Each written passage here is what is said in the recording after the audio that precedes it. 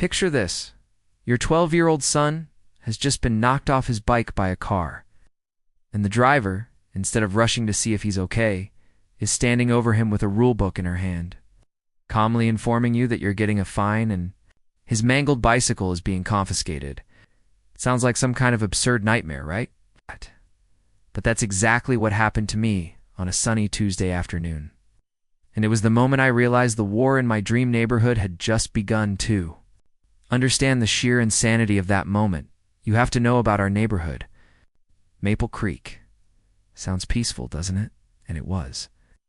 When my wife Sarah and I, David, decided to move here 5 years ago, we thought we'd found a little slice of heaven. Streets lined with mature oak trees, perfectly manicured lawns, and the sound of children's laughter echoing every afternoon. We chose this place because we wanted our son Leo to grow up in a safe environment where he could just be a kid, ride his bike, play with his friends, and not have a care in the world. And for a long time, Maple Creek didn't disappoint. Neighbors were friendly, there were block parties and BBQ cookouts. It was a real community. But every paradise has its serpent. And the serpent in Maple Creek was named Eleanor Vance.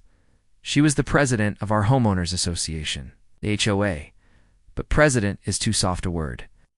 Eleanor acted more like the self-appointed queen of this little kingdom, and we were all her subjects, bound by her ironclad rules.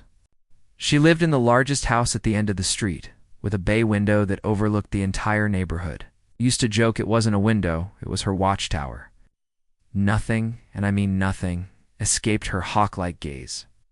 Your lawn? 2 millimeters over the regulation height? You'd find a warning letter in your mailbox the next morning. You hung a flower pot that was the wrong shade of community-approved terracotta? Prepare for a fine. She once issued a notice to the Johnsons because their kids' laughter was considered noise pollution after 7 p.m. For most people, Eleanor was an irritating nuisance to be tolerated. People grumbled about her behind her back, but no one dared to confront her directly, partly out of fear of retaliation, and partly because it was just easier to let it go. But for some reason, she seemed to have a personal vendetta against my family. Maybe it was because we weren't active enough in HOA meetings, or maybe I had unintentionally slighted her at some point without even realizing it. The notices she sent us always had a uniquely condescending and insulting tone. "I'm aware you're not familiar with the bylaws, David," one began, "but perhaps it's time you demonstrated you actually care about this community." I tried to ignore her, writing it off as the behavior of a bitter, lonely woman. I was catastrophically wrong. On that fateful day, the sky was clear and the air was crisp. Leo, having finished his homework, asked if he could go ride with his friends. He's a careful kid, always wears his helmet, and I've drilled all the safety rules into his head. Oh, I watched him from the window, laughing with his buddies as they circled the cul-de-sac. It was a picture of perfect tranquility. I turned away to make a cup of coffee, feeling completely at ease, and then I heard it. The screech of tires on pavement, a long piercing shriek. It was followed by a sickening, hollow thud that made my heart stop cold. The coffee mug slipped from my hand and shattered on the floor. Before a coherent thought could even form, I was out the door, sprinting down the street. My mind was a frantic, repeating prayer. Please don't be Leo, please. But it was. When I reached the scene, the first thing I saw was Leo sitting on the pavement, his face pale with shock, his knees scraped and bleeding. Next to him lay his bike, a twisted wreck of metal. A few feet away was Eleanor Vance's gleaming black SUV. Thank God. He was conscious and didn't seem to have any broken bones. I rushed to him, scooping him into a hug, my legs trembling with a relief so profound it almost buckled me. "Are you okay, Leo? Does anything hurt?" He shook his head, his voice quavering. "I'm okay, Dad, just scared, She was going so fast. Once. I was sure my son was mostly just shaken up. A cold, sharp fury began to rise in me. I stood up and turned to Eleanor, who was leaning against her car door, arms crossed, an annoyed expression on her face. Not a single word of concern, not a hint of worry. She was looking at my son like he was an inconvenient pothole. "Are you out of your mind?" I roared. You could have killed him, Eleanor sneered. Killed him. Don't be so dramatic. The boy rode right into the middle of the road. It was his fault. I was floored. The middle of the road is a cul-de-sac. The speed limit is 15 miles per hour. How fast were you going? And then it happened. The moment that changed everything. Instead of answering, Eleanor Vance took a slow, deliberate step forward. Not to check on Leo, but to stare down at his broken bicycle. She clicked her tongue in a gesture of pure judgment. Furthermore, she said, her voice dripping with ice, this bicycle, according to HOA Bylaw 7, Section B. All personal recreational vehicles must be properly stowed and are not to be left on common property when not in active use. It was clearly causing a traffic obstruction. She pulled a small notepad and a pen from her purse. I'll be writing this up. You'll receive a citation for improper vehicle storage. And of course, the bicycle, as evidence, will be impounded by the HOA. I just stood there, completely stunned, unable to process what I was hearing. My son was trembling. His knee was bleeding. His helmet, which I only noticed then, had a brutal crack running down the side, a crack that could have been his skull. And this woman, the one who caused it all, was standing here quoting some idiotic rule and trying to confiscate his broken bike. The fear for Leo vanished. The relief evaporated. All that was left was a pure, white-hot rage unlike anything I had ever felt in my life. I looked straight into Eleanor Vance's cold, merciless eyes. She hadn't just hit my son. She had crossed a line of basic human decency. I gently helped Leo to his feet. With one arm around him, I reached down with the other and grabbed the twisted frame of what used to be his bike. Walked right past Eleanor, not saying another word. But my eyes said it all. You didn't just cause an accident. You just started a war. And I, David, the man who just wanted a quiet life for his family, was going to make damn sure you'd be the one to regret it. Walking back into my house, I could barely feel my own feet. The adrenaline had faded, leaving a hollow, trembling sensation in its place. My wife, Sarah, met me at the door, her face a pale mask of fear after Leo's frantic phone call. She gathered him up in her arms, inspecting every scrape and scratch with meticulous care. When she saw the crack in his helmet, she drew in a sharp breath, her eyes welling up. It was the moment we both understood just how lucky our son had been. While Sarah gently cleaned and bandaged Leo's wounds, I set the twisted wreck of the bicycle down in the corner of the garage. I stared at it, then at my own hands, which were still shaking. The earlier rage, the hot fury that had erupted in the face of Eleanor's absurdity, had now cooled and settled into something harder, sharper. It was resolve. I can't believe she did that, Sarah said, her voice still trembling. And then tried to fine us? Does that woman not have a heart? It's not a heart she's missing, Sarah, I replied, my voice low. It's humanity. I paced the living room. I can't let this go. I just can't. Sarah looked at me, her expression fraught. With worry? What are you going to do, David? Confronting her will only make things worse. You know what she's like? She'll use the HOA to make our lives a living hell. She's already been doing that, I said through gritted teeth. But this is different. This time, she hurt our son. I'm not backing down. I need to talk to her one more time. I need to hear her offer an explanation, an apology. Honestly, a small, naive part of me still hoped that maybe, just maybe, once the initial shock wore off, Eleanor would realize what she'd done. Maybe she had panicked. Maybe she'd show a shred of remorse. It was a flimsy hope, but I needed to see it through before deciding on my next move.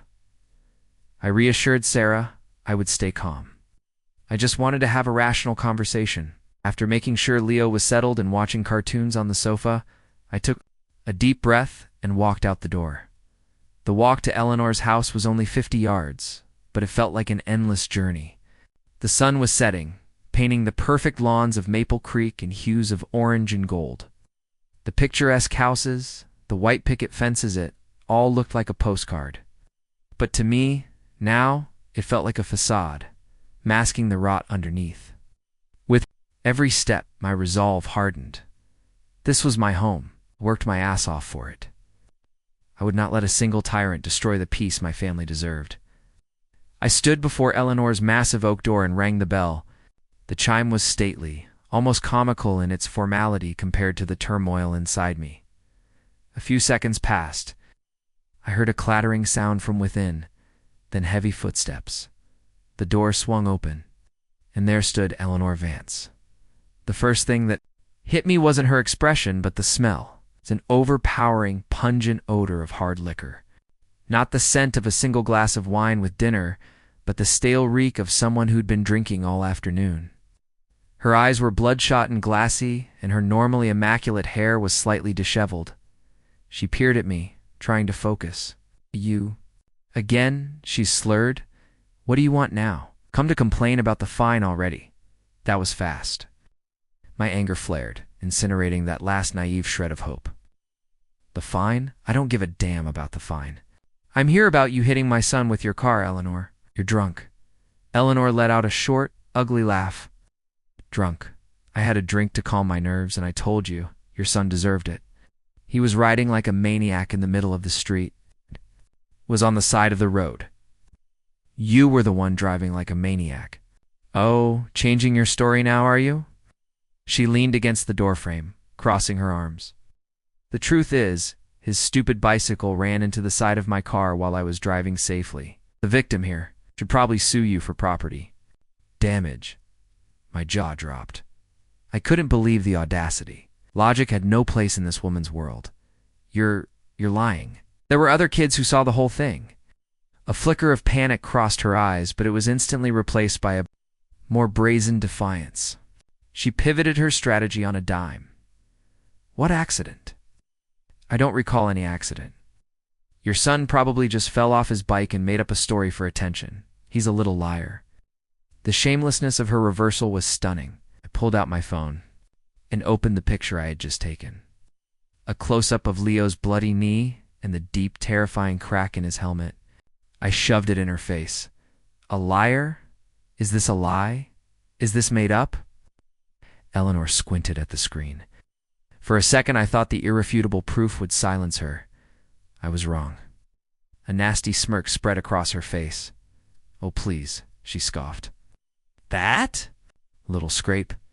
You probably told him to injure himself. Is this some kind of pathetic insurance scheme? Trying to extort money from the HOA president. I know your type. Always looking for a handout. That was it. That was the final straw. That accusation, it was so vile, so cruel. It wasn't just a denial of responsibility. It was an assault on my character, on my innocent son." The hot rage inside me instantly turned to ice. In that moment, I understood. I was never going to get the truth from this woman. I was never going to get an apology. Arguing with a drunk, vicious, gaslighting liar on her doorstep was utterly pointless. It would get me nowhere. I wasn't going to win this fight by screaming at her. I had to fight another way, a smarter way. I slowly lowered my phone. I stopped yelling. My voice, when I spoke, was calm, almost chillingly so. "Thank you, Eleanor. You've told me everything I need to know." I turned and walked away, not looking. Back. I could hear her muttering curses behind me, but I didn't care. With every step I took away from that house, a plan began to form in my mind. Clear and precise. The sun had finally set, casting long, dark shadows across the street. Maple Creek looked haunted in the twilight. Its peaceful facade couldn't fool me anymore. I had seen the serpent in the grass. I walked into my house. Sarah looked at me, her eyes full of questions. I met her gaze and spoke, my voice steady and firm. "Get me the first aid kit and a notepad and pen. We're going to write down everything, every single detail. And then I'm calling the police." The confrontation was over. The real war was just beginning. There was no more yelling, no more trembling. A strange calm washed over me as I walked back into the house. It wasn't the calm of peace, but the calm at the eye of a gathering storm. Sarah saw it in my eyes. She didn't ask about the confrontation. She just nodded, went to the kitchen, and returned with a legal pad, a pen, and our digital camera. Our family dining table, the place of shared meals and laughter, was now a war room. "Where do we start?" she asked, her voice steady now. "She had moved past fear and into action, the partner I always knew she was.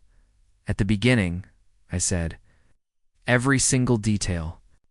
We worked methodically, as if preparing for the most important audit of our lives. First, the physical evidence. Sarah, whose hands were steadier than mine, took the photographs of Leo's injuries. Clear, high-resolution shots of the scraped knee, the bruises that were already starting to darken terrifyingly on his forearm. I flinched with every flash of the camera, but I knew it was necessary. Next was the star exhibit, the helmet. I placed it on the table under the bright light. The crack looked even worse than I remembered. It ran from the crown down towards the ear, a catastrophic fracture that had nearly split the helmet in two. I shuddered, thinking of the force required. To do that, and what would have become of my son's skull without that layer of protective plastic? Sarah photographed it from every angle. This wasn't just a damaged helmet. It was a silent witness to Eleanor's recklessness. Then we moved to the hardest part, the testimony. I paced, replaying everything in my mind while Sarah took meticulous notes. He deserved it, I recounted, and Sarah wrote the words down verbatim. We documented the overwhelming smell of alcohol, her contradictory lies, first blaming Leo, then claiming he hit her, and finally denying the accident ever happened at all. And then, the final, most venomous accusation, is this some kind of pathetic insurance scheme? We recorded it all, ensuring every nuance, every insult was preserved. When we were done, nearly 2 hours had passed. On the table lay the painful photos, a broken helmet, and 3 pages of dense, detailed notes. It was time. My hand was steady now as I picked up the phone and dialed the police department. I used the non-emergency line, my voice calm and clear as I reported a hit-and-run involving a minor and a suspected drunk driver. I had crossed the Rubicon. There was no turning back. About 20 minutes later, a patrol car pulled up quietly to our curb. Police officer, his name tag reading Miller, stepped out. He had the calm, slightly weary look of a man who had seen too many petty neighborhood disputes. I had braced myself for a dismissive attitude, but Officer Miller was professional. He listened patiently as I laid out our story, showing him the photos and the helmet. I made sure to emphasize that the driver, Eleanor Vance, had not only fled the scene after yelling at my child, but was also clearly intoxicated when I confronted her moments later. "Are you certain she'd been drinking, sir?" Officer Miller asked, his eyes never leaving his notepad. 100%, officer. The smell was overpowering. She was slurring her words and unsteady on her feet. I'm positive she's still intoxicated. Officer Miller nodded. All right, sir. Thank you for the information. I'll need to go speak with Ms. Vance now. Please remain in your residence. And so began the tense, silent drama. Sarah and I stood at our living room window, peering through the blinds. We watched Officer Miller walk up to Eleanor's house and knock on the door. A moment later, Eleanor opened it. Even from this distance, we couldn't hear a thing, but the body language was loud and clear. Eleanor was waving her arms, apparently shouting. Officer Miller, in contrast, stood like a stone, completely unmoved. Then we saw something that gave us a glimmer of hope. Eleanor's garage door slowly rolled open. Officer Miller gestured towards the black SUV. He was clearly asking to inspect the vehicle for damage. Good, I whispered. Keep going, Eleanor. Be a raving drunken mess for the police. Was being just as broken and horrible with him as she had been with me. The conversation lasted for about 10 minutes. Finally, Officer Miller walked away, and the garage door closed. He came back to our house before getting in his car. We have statements from both parties, sir, he said formally. Report will be filed. If there are any further developments, you'll be contacted. And then he was gone, leaving us in the quiet of the night. Part of me was relieved to have taken action, but another part was anxious. Would it just be my word against the HOA presidents? Would the police actually do anything? As I was wrestling with these thoughts, an idea sparked in my mind. Sarah, I said, where's that box? The one we toss all the HOA junk into? Sarah understood immediately. She went into the study and came back with a cardboard document box. On it was a label she'd written in marker, the Eleanor file. We had started it as a joke, a place to keep all the ridiculous letters and notices Eleanor had sent us over the years. Complaints about our trash cans being out 5 minutes early, warnings about the unapproved color of our patio umbrella, demands to attend emergency meetings about the choice of flowers for the front entrance. Before, they were just annoyances, but tonight, as I dumped them out on the table, I saw them with new eyes. I read the words again, the condescending tone, the poorly veiled insults, just in case you want to finally show that you care about our community. One read, "I know you're not familiar with the bylaws, but ... Began another, and then it hit me. These weren't just scraps of paper. This was a record. A multi-year paper trail that perfectly demonstrated that this was not an isolated incident. This was a pattern of behavior, systematic campaign of harassment. Eleanor, in her arrogance, had personally supplied me with proof of her long-standing animosity towards my family. I looked up at Sarah. My eyes must have been gleaming in the dim light. The uncertainty was gone, replaced by a cold, hard clarity. The police call was just the opening shot. The real battle would be fought on another front. "This is it," I said, my hand sweeping across the pages. "This is how we fight back." She thought this was just paper. She was wrong. This is ammunition. Evidence hunt was just beginning, and I knew exactly where I needed to look next. My neighbors. The next morning, the air in our house was thick with a palpable tension. Leo was home from school, still a bit shaken, but his physical wounds were healing. On the dining table, the Eleanor file sat like a constant reminder of the battle ahead. I felt a mixture of apprehension and resolve. I knew what I had to do, but it was daunting. I was about to break the unspoken rule of Maple Creek. Don't make waves. I sipped my coffee, looking out the window. My next-door neighbor, Mr. Henderson, a kind, retired gentleman, was tending to his rose bushes. It was a serene picture, but I knew that behind every closed door in this neighborhood were stories, bottled up frustrations. I needed to know those stories. "I'll be back," I told Sarah. "I'm starting with Mr. Henderson." Sarah took my hand. "Careful, David. Don't let her see you." I nodded and stepped outside. The morning air was fresh, but it felt like I was walking into enemy territory. I went to the low fence separating our properties. "Morning, Mr. Henderson." He looked up, smiling. "David, how's young Leo? Heard there was some trouble yesterday." News traveled fast. "He's okay, thanks. Scraped up and scared, mostly." Mrs. Vance's car that hit him. Mr. Henderson's smile vanished. He glanced towards Eleanor's house at the end of the street, then lowered his voice to almost a whisper.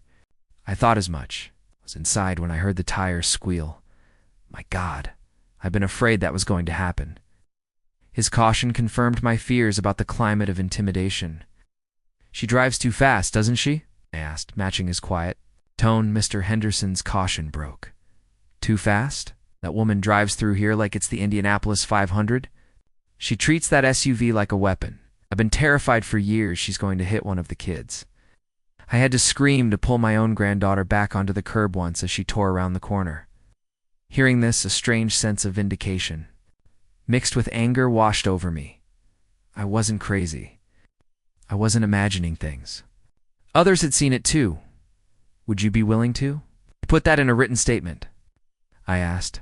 Mr. Henderson hesitated for a moment, then gave a firm nod. "For the safety of these kids, you bet I will." Encouraged, I thanked him and moved on too.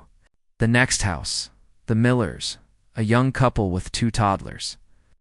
This time, I changed my approach. I wasn't just a victim seeking help. I was an investigator gathering information after the initial pleasantries. I told them what happened to Leo and how Eleanor had responded. Mrs. Miller. A woman named Emily gasped, her hand flying to her mouth. She tried to confiscate the bike. My God, that's so her. Her husband, Ben, shook his head. "She's a tyrant. Last week she sent us a citation for the kids' plastic slide in the backyard. Said it was structurally unsound and lowered property values." "A plastic slide?" Emily went inside and came back with a folder. "Here," she said, showing me the letters. "We've kept them all. The tone she uses, it's like we're scum. I read them, and the condescending language was identical to what was in my own file. She harassed us so much we seriously considered moving, Ben added. We tried to complain to the HOA board, but our issue was dismissed. 2 days later, we got another fine for excessive weeds near the fence line. It was a warning, a way to shut us up. That's when I saw it. This wasn't just the random acts of a bitter woman. This was a system of control and retaliation. For the rest of the day, I went door to door. And with every door that opened, a new chapter in the secret history of Eleanor's reign of terror was revealed. It was like opening Pandora's box, and all the pent-up grievances of Maple Creek came pouring out. The stories of her speeding were legion. Nearly everyone I spoke to had seen her black SUV flying down the street. Mrs. Martinez said her cat was nearly run over. The Chins had to snatch their son out of the vehicle's path. The harassment was even worse. The fines were for the most ludicrous reasons: unharmonious wind chimes, excessive barbecue smoke, non-native ornamental grasses. It was clear the HOA rules weren't for community betterment. They were tools for her personal power and intimidation. But the most important discovery was the shared fear. Everyone had kept quiet because they thought they were the only ones being targeted. They were afraid of retaliation from the HOA, which they saw as Eleanor's personal army. They didn't realize their silence was what gave her power. By speaking up, I was breaking the spell. I was showing them they weren't alone. The day culminated with a visit to the Garcia family. At the far end of the neighborhood, at first, Mrs. Garcia was very reluctant to talk. She kept looking over her shoulder as if Eleanor might materialize at any moment. But when I showed her the folder I'd collected from the other neighbors, the copies of letters, the promises of statements, her dam of resistance broke. That woman, Mrs. Garcia said, her voice trembling, she targeted us over our son's wheelchair ramp. She said it wasn't aesthetically compliant and sent us weekly notices. The stress put my husband's blood pressure through the roof. We were this close to selling our house just to get away from her. Hearing Mrs. Garcia's story, my anger morphed into something deeper. This was no longer about a bicycle accident. This was about reclaiming the soul of our community. I returned home that evening. My briefcase no longer held work papers, but copies of harassing letters from half a dozen families, signed promises of statements about Eleanor's reckless driving, and a list of phone numbers of new allies. I spread everything out on the dining table, creating a mosaic of shared suffering and anger. Sarah looked at the collection, her eyes wide with awe. I was no longer a lone man fighting for his son. I had inadvertently become the leader of a neighborhood rebellion. The fear was still there, but now it was mixed with hope. The power wasn't with Eleanor and her rule book. The power was with us in our shared truth. I looked at Sarah. Eleanor wanted to isolate us. She wanted us to feel alone, but she made a fatal mistake. What was that? She asked. She made us an army. In the days that followed, our house became the unofficial command center for the Maple Creek Rebellion. The phone rang constantly. Emboldened neighbors dropped off signed statements and their own copies of correspondence. Our Eleanor file had grown into a thick archive of her tyranny. We had proof of reckless driving, proof of harassment. But a question gnawed at me. Why? It couldn't just be because she was a miserable person. There had to be a deeper motive. The answer came from an unexpected phone call from Mrs. Garcia. "Mr. David," she said, her voice hesitant, "I kept thinking about what you're doing, and I remembered something, the Whitmans. They lived in the blue house on the corner. They moved about a year ago." "Did they have problems with Eleanor too?" I asked. "Problems, son?" "Eleanor made their lives a living hell. I don't know the details. But they sold and left in a hurry. Looked like they were running from something." She paused. I dug through an old address book and found a number for Mark Whitman. "I don't know if it's still good, but maybe you should call," Mrs. Garcia had just handed me a puzzle piece I didn't even know I was missing. I thanked her and stared at the number on the notepad. My heart hammered as I dialed. I was a stranger, about to dredge up someone's painful past. The phone rang 3 times before a man answered. "Hello?" His voice was wary. "Hi, is this Mark?" "Whitman. My name is David. I'm sorry to call out of the blue. I'm a resident in Maple Creek. Maple Creek," he cut in, his voice instantly turning to ice. "I have nothing to say about that place. Good day." "Wait," I said quickly. "Just 5 minutes. I'm calling about Eleanor Vance. She just hit my son with her car." There was silence on the other end of the line. I could hear Mr. Whitman's heavy breathing. "Is the boy okay?" he asked, the hostility in his voice softening slightly. "He's fine.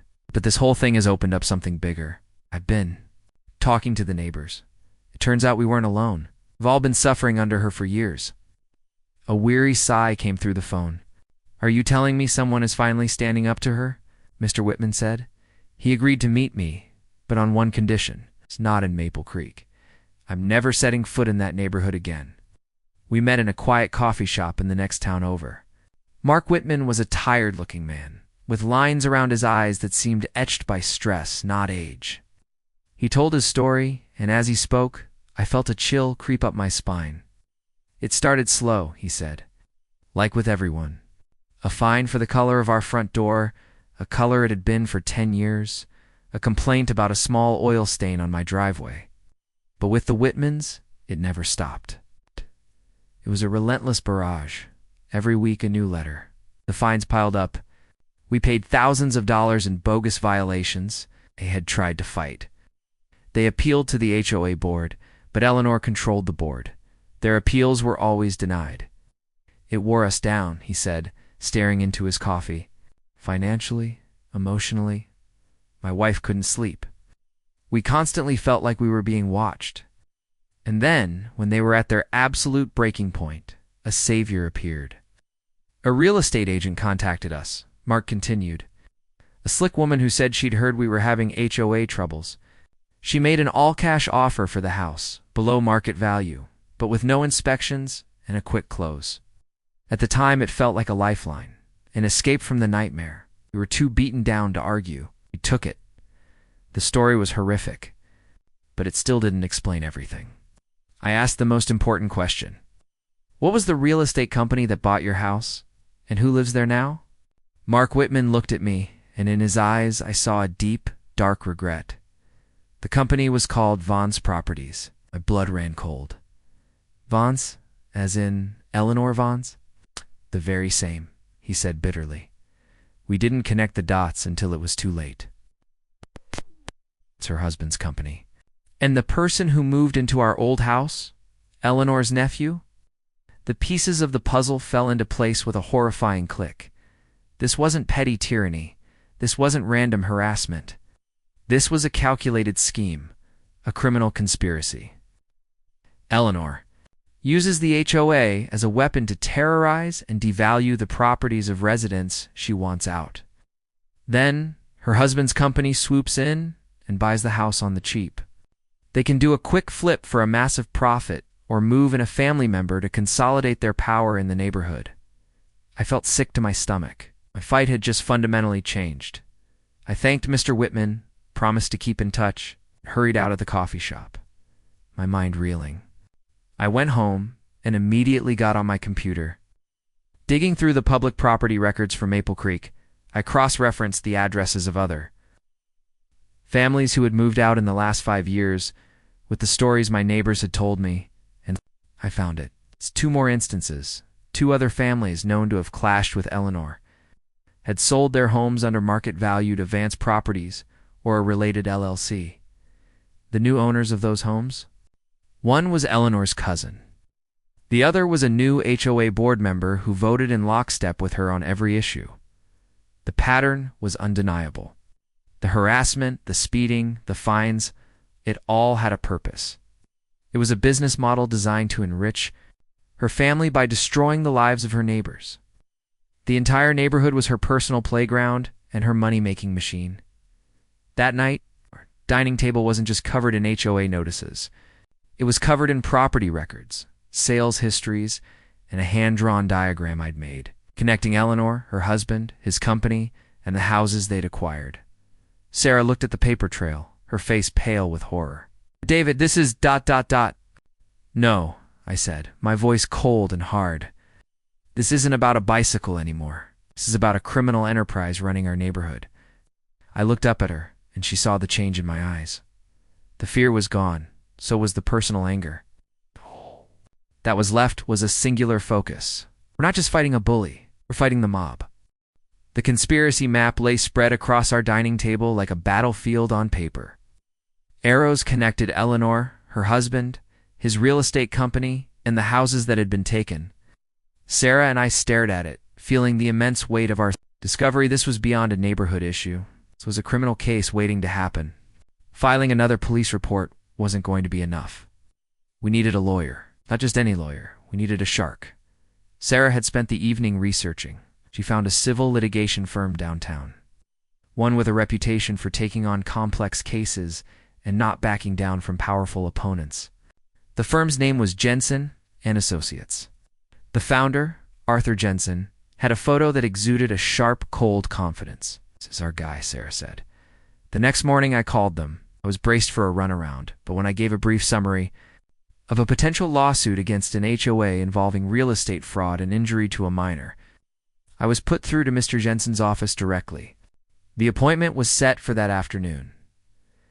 I spent the morning organizing my evidence box. It was no longer a jumble.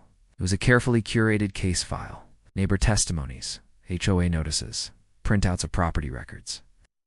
Driving downtown felt surreal. I was leaving the quiet, suburban world of Maple Creek and entering a different arena. One made of glass and steel and bylaws. Jensen and Associates was on the 30th floor of a skyscraper with a panoramic view of the city. It was sleek, modern, and intimidating, stark contrast to the folkiness of our neighborhood. Arthur Jensen came out to greet me himself. He was exactly as pictured, in an expensive suit with a firm handshake and an analytical gaze that felt like it could see right through you. David, he said, dispensing with pleasantries, you have 30 minutes. Make your case. He was skeptical. At first, he'd clearly heard his share of crazy HOA stories. I started methodically. First, the accident.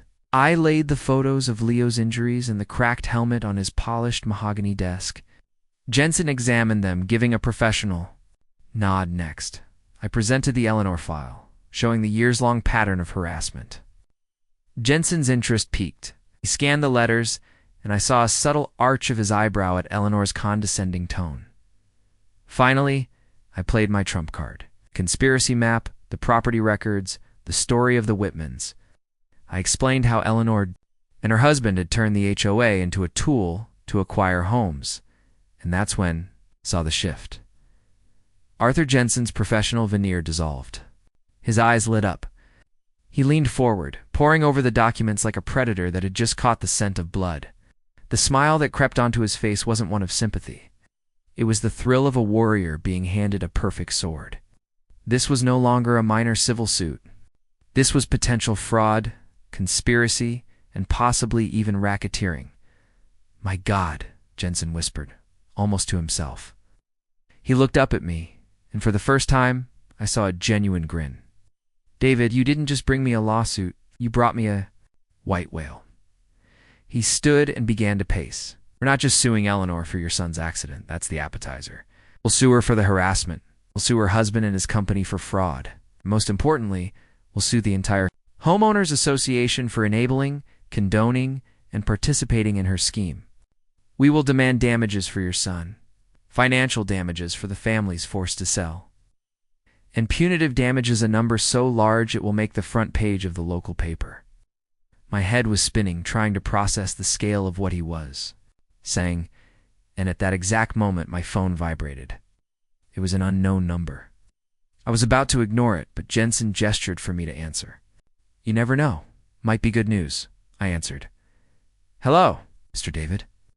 This is Officer Miller from the Maple Creek Police Department. My heart pounded. Yes, officer. I'm calling to give you an update on the incident regarding Ms. Eleanor Vance. We did some further investigation. When we ran her information, we found something. Ms. Vance's driver's license was, in fact, suspended 6 months ago for a prior DUI. She was driving illegally on the day of the accident. A bomb had just been dropped in the middle of the lawyer's OFFICEA suspended license. A prior DUI. She wasn't just a bad driver. She was a repeat offender. I hung up the phone, stunned, and relayed the conversation to Jensen.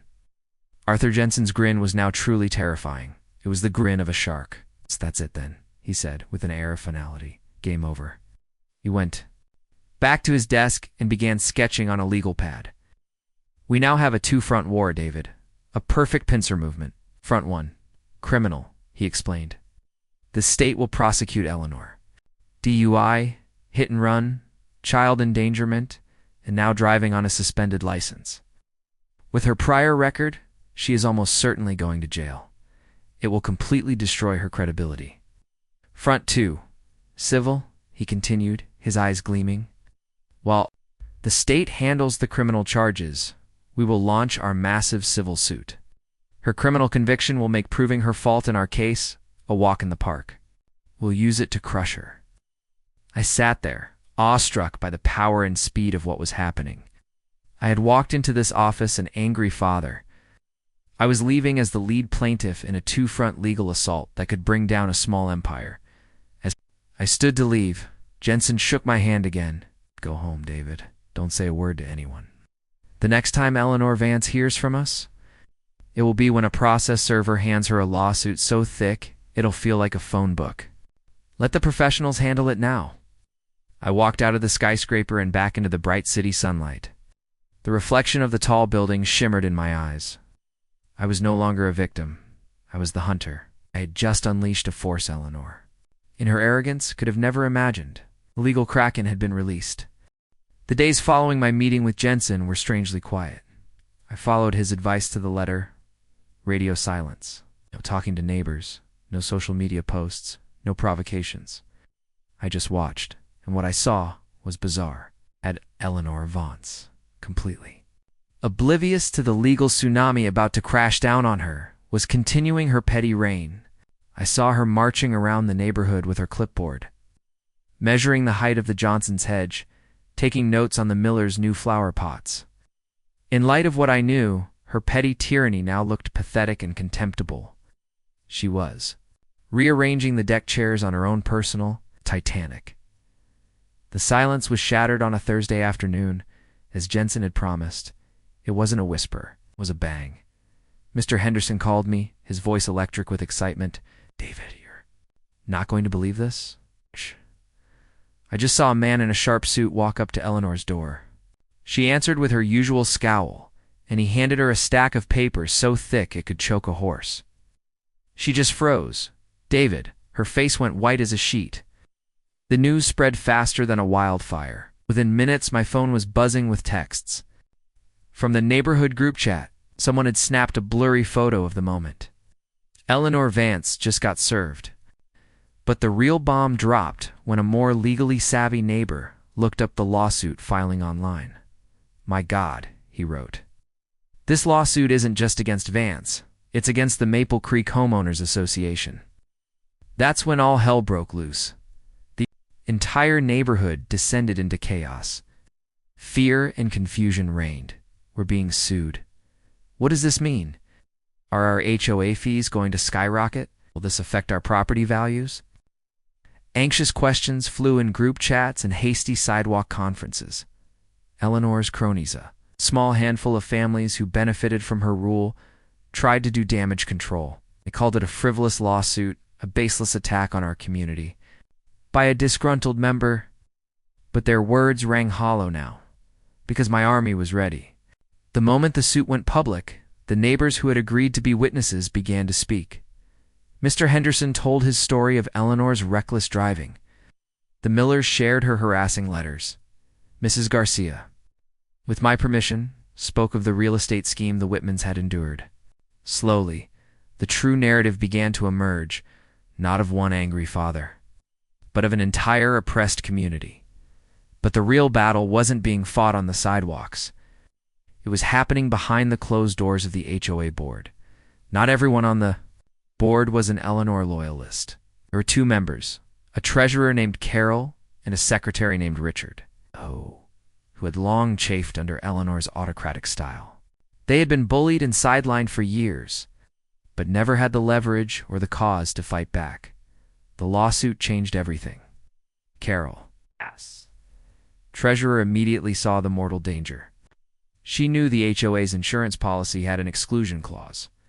For criminal acts or willful misconduct by board members, if the allegations of fraud and drunk driving against Eleanor proved true, the insurance company could refuse to cover the damages.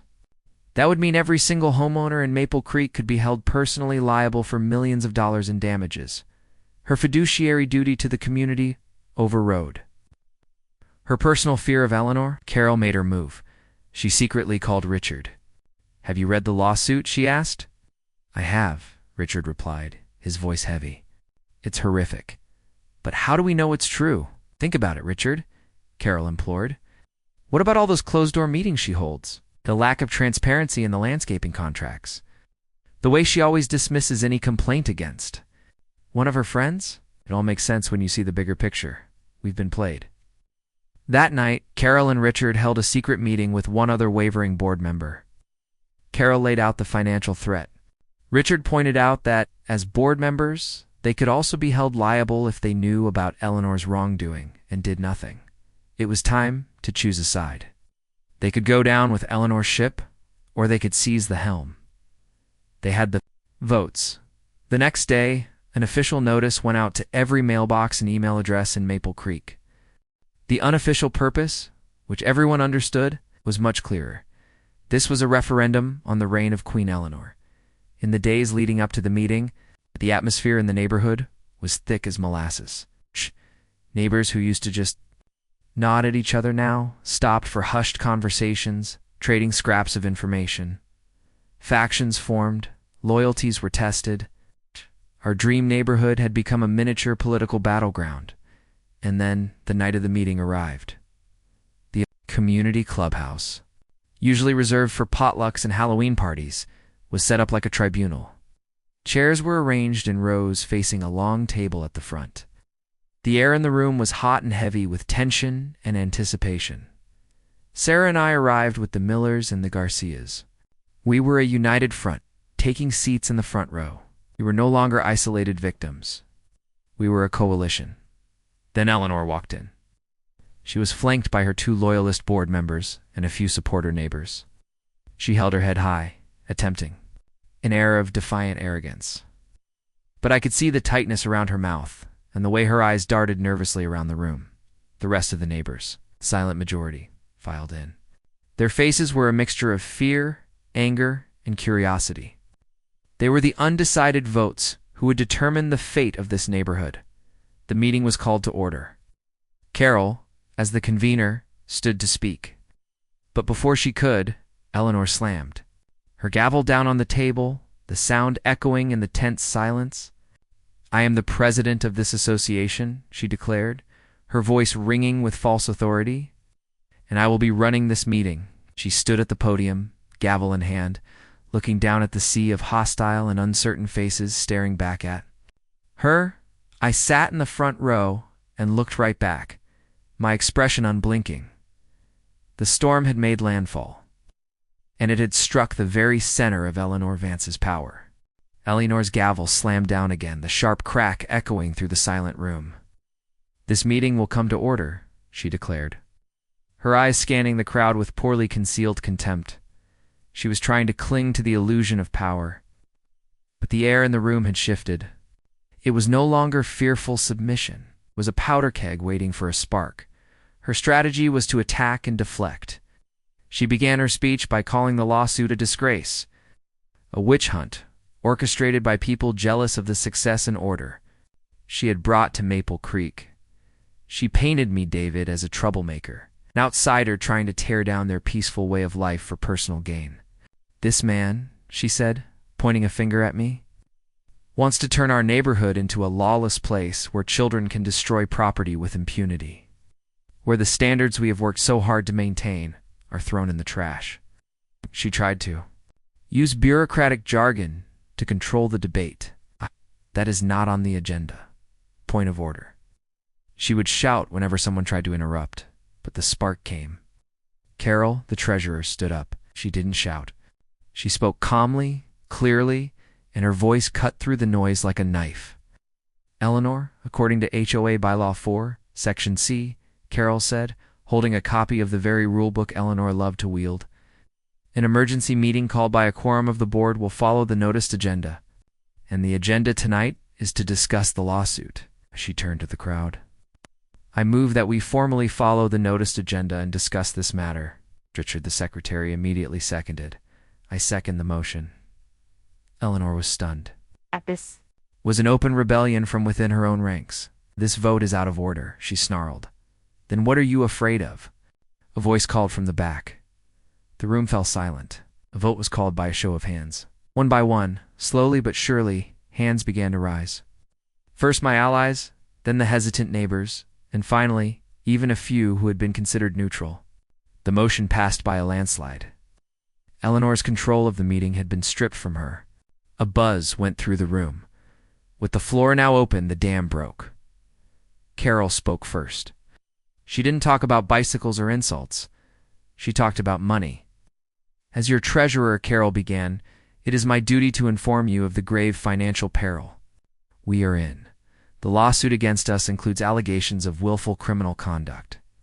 Our insurance carrier has already informed us that if these allegations prove true, they reserve the right to deny coverage. This means every single one of us could be held personally liable for millions of dollars in damages. I have made multiple requests to review contracts related to the president's husband's company, Vance Properties, and have been denied every time. A collective gasp went through the room. The threat was no longer abstract. It was now a hard, cold dollar figure. Next, Mr. Henderson stood. His gentle demeanor lent a moral gravity to his words. I've lived here for 20 years, he said. I've watched children grow up on these streets. And for the last few years, I have lived in constant fear that one of them would be hurt by the president's black SUV. I have witnessed her reckless driving time and time again. What happened to young Leo was not an accident. It was an inevitability. Then Ben and Emily Miller stood together. Emily held a sheaf of papers. These are the letters we've received from Mrs. Vance, she said, her voice trembling with anger. A $50 fine for our children laughing too loudly. A $100 fine for the color of our patio umbrella. The language in these, she treats us as if we are invaders, not neighbors. Finally, it was my turn. I walked to the front. The room was so quiet you could hear a pin drop. I was not emotional. I was cold, factual. I recounted the accident. Eleanor's neglect, the drunken confrontation on her porch, and the vile accusation that I had faked it all. But this isn't just about my son, I said, my voice echoing in the silence. This is about the Whitmans, a family who was harassed until they sold their home for far below market value. And who bought it? A company called Vance Properties, owned by Eleanor's husband and who lives there now, Eleanor's nephew. This is not community management. This is racketeering. That's when Eleanor completely melted down. Lies? She shrieked, her face crimson with fury. All of it lies. A conspiracy by jealous failures. You all just hate me because I keep this place classy. She pointed at each speaker, spitting personal insults. You, Henderson, you're just a senile old man with nothing to do. The Millers, your taste is appalling. And you, David, you are an opportunist. She was no longer a queen. She was a deposed tyrant screaming in her own burning palace. And then the final knife came, not from an enemy, but from an ally. A board member, a man named George, who had been in Eleanor's pocket for years, stood up. The room turned to him, expecting a defense. Instead, he saved himself. Eleanor, he said, avoiding her gaze. I had my concerns. You always assured us everything was in order. But this evidence, it's overwhelming, I think. I think for the good of the community, you need to step down. The betrayal sucked the air out of the room. Even I was shocked. Eleanor's remaining supporters fell silent, staring at the floor. She was utterly alone. Carol stood one more time, her voice now full of authority. I move for a vote of no confidence and for the immediate removal of Eleanor Vance as president and as a member of the HOA board. The vote was taken by a show of hands, and it was a wave. One, then two, then dozens of hands shot into the air. It was nearly unanimous. A public, overwhelming repudiation. Eleanor stood there, shocked into silence, humiliated, defeated. Richard gently took the gavel from her, passed it to the vice president. Without another word, Eleanor turned and stormed out of the clubhouse. The door slammed shut behind her, the sound marking the end of an era. The room erupted. Not in cheers, but in a wave of relieved chatter and stunned sighs. The reign of terror was over. The queen had been dethroned. I watched the door slam, knowing one battle was won, but the legal war was far from over. Eleanor's implosion at the HOA meeting was only the beginning of her complete and total downfall. In the weeks and months that followed, the legal machinery we had set in motion began to slowly, inexorably grind her empire to dust. In Maple Creek, the change was almost immediate and palpable. A new interim HOA board, led by Carol, was in place. They operated with transparency, rescinding Eleanor's most absurd rules and beginning the process of untangling the financial mess she had left. No more petty fines, no more feeling of being watched. The laughter of children seemed to carry further, and neighbors began having cookouts again. The sense of community we had all once cherished was slowly returning. Meanwhile, the legal war raged on its two fronts. The criminal case was a blitzkrieg.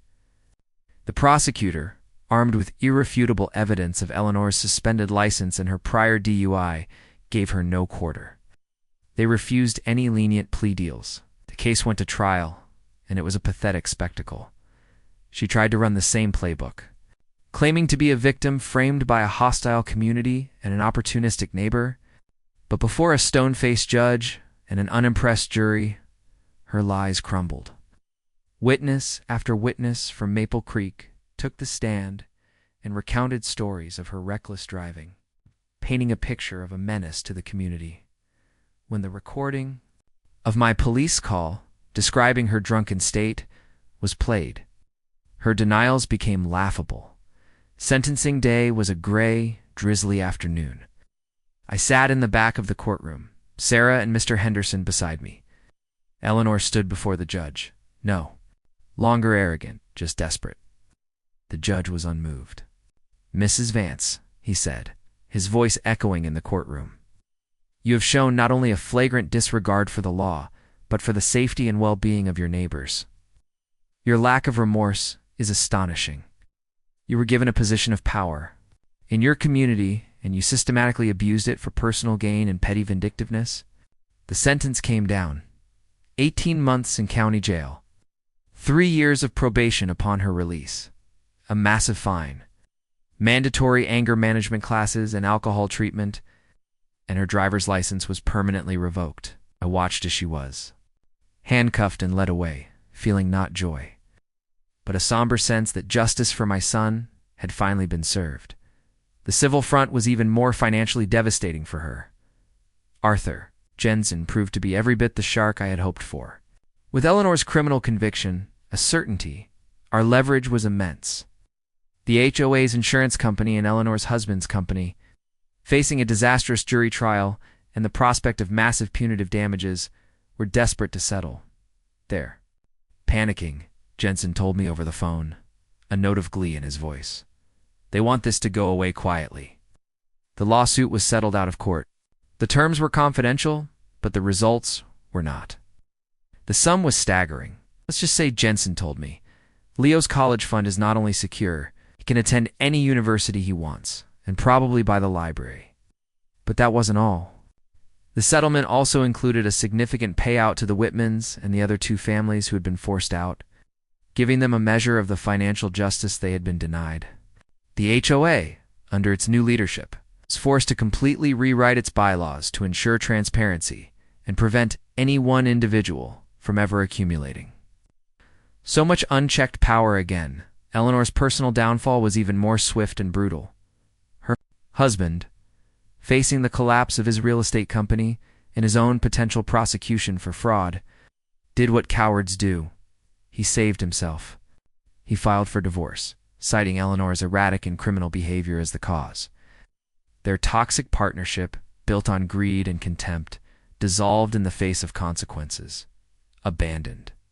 Facing gargantuan legal bills and her share of the settlement, Eleanor could no longer afford the mortgage on her palatial home. 2 weeks after her sentencing, a for sale sign was hammered into her perfectly manicured lawn. It was a deeply symbolic moment for Maple Creek. The Queen's castle had fallen. I'll never forget the last time I saw her. A few weeks later, I saw her loading the last of her boxes into a U-Haul truck, alone. No luxury SUV, no designer clothes, no air of superiority, just a defeated woman, shunned by her friends, her family, and the community she once ruled. A new beginning came to Maple Creek. The family who moved into Eleanor's old house was a lovely young couple with small children who brought over a basket of muffins to introduce themselves to the neighbors. There, warmth and normalcy were the perfect antidote to the years of cold tyranny. Leo was fully recovered, now happily riding his brand-new bike on safe streets. He sometimes points to the faint scar on his knee and calls it his justice scar. I stood on my porch, watching my son play, and reflected on the insane journey we had been on. It started with a crack in a helmet and ended with the dismantling of a corrupt system. It taught me an important lesson. Sometimes the system actually works, but it only works when good people are willing to stand up and fight. It's not just for themselves, but for everyone. Justice had been served. Peace had been restored. It seemed the nightmare was finally, truly over. A year passed. Time had healed the scars of Maple Creek. Spring had arrived, bringing with it bright flowers and a true sense of renewal.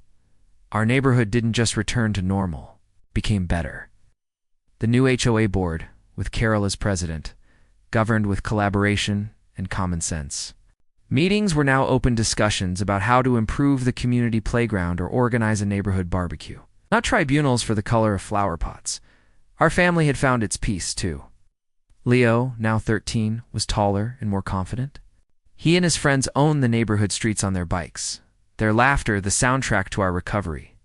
The accident and the tumultuous months that followed had faded into a story, a reminder of the power of standing together. The new family in Eleanor's old house, the Richardsons, were a breath of fresh air. They had 2 young kids and a friendly golden retriever, and they were the first to volunteer for community events. The Queen's castle had become a warm family home, and the ghost of her tyranny seemed to have been permanently exorcised. I would occasionally drive past the county jail on the edge of town and think of Eleanor. But the feeling wasn't anger anymore, just a distant, detached pity. She had become a footnote in our story. Life was good. It was peaceful. And maybe that's why I didn't see it at first. The small, insignificant detail. One evening, while walking the dog, I saw a familiar car parked at the end of the street, under the shadow of a large oak tree. Silver sedan, identical to the one Eleanor's ex-husband used to drive. It was only there for a few minutes, and then it drove off. I told myself I was just imagining things, an echo of paranoia. But then, one Saturday morning, the peace was shattered. I stepped outside to grab the newspaper, enjoying the crisp morning air, and then I saw it, single sheet of white paper, taped neatly to my front door. It wasn't a flyer. It was folded with a sharp, precise crease. My heart skipped a beat. I pulled it off the door. It was an HOA violation notice. It's printed on the formal letterhead the new board had long since abandoned. Notice of VOATO in violation, Bylaw 9.9 Section F. Holiday decorations, national flag displayed more than 5 days after the conclusion of the UA holiday period. Remedy: immediate. Removal required. We trust you will rectify this oversight promptly to maintain our community's high standards. I read the words over and over. A chill went down my spine, not because of the content, but because of the style. Rectify this oversight. Maintain our community's high standards. It was her voice. Every word, every comma dripped with the ghost of Eleanor Vance.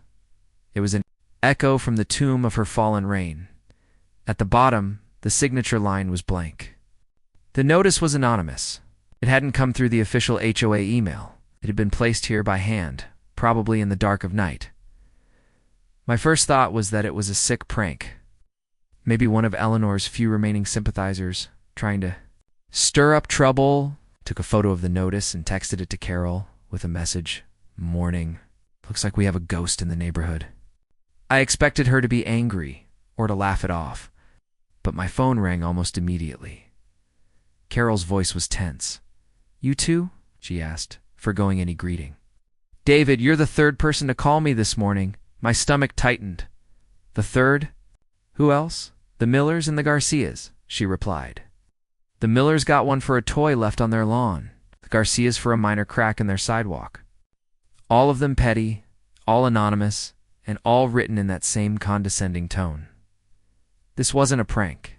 This was coordinated. A warning shot. Someone was targeting the very families who had led the rebellion against Eleanor. I hung up the phone. The morning's peace, utterly gone. I looked out my window at the perfect houses, the green lawns, the neighbors walking their dogs. But it all looked different now. The veneer of tranquility felt thin. The shadows seemed longer and darker. Was doing this? And why? The possibilities raced through my mind, each more disturbing than the last. Was it Eleanor somehow pulling strings from jail or probation? It's unlikely. Was it her ex-husband, seeking some kind of petty revenge for his humiliation and financial losses? Possibly. Was it one of her old cronies, a loyalist, who still believed in her tyrannical cause? Rand, this thought chilled me to the bone. Was it someone new? Someone who had watched Eleanor's downfall, not with disgust, but with curiosity. Someone who hadn't seen a tyrant, but a role model of power. Someone who had learned from her mistakes and was now testing a more subtle version of control. I stared down at the violation notice in my hand. The familiar, hateful words stared back at me. The queen was gone, but was the throne truly empty? We had defeated the monster, but had we inadvertently created a blueprint for others to follow? The camera pulls back, showing me standing alone. In my perfect house, on my perfect street, a look of grim realization on my face. The battle was won. But the war for the soul of Maple Creek perhaps was never really over.